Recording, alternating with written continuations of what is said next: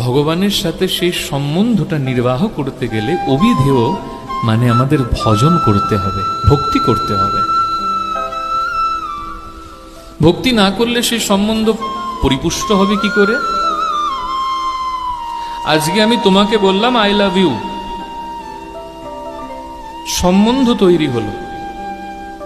কালকের থেকে তোমাকে হোয়াটসঅ্যাপ করতে হবে না আমাকে, কেমন আছো, কি করছো, কোথায় আছো, ইত্যাদি ইত্যাদি ইত্যাদি। দিনে 4 বার করে হলেও ভিডিও কল ধরতে হবে। কি গো খেয়েছো? আরে এত রাত্রি কেন তুমি অনলাইন আছো? তাড়াতাড়ি ঘুমিয়ে পড়ো, নোটস কালকে লিখবে। বলো না রাধে রাধে। সম্বন্ধকে নির্বাহ করতে হয়, তাই ভগবানের নাম জপ করতে হবে।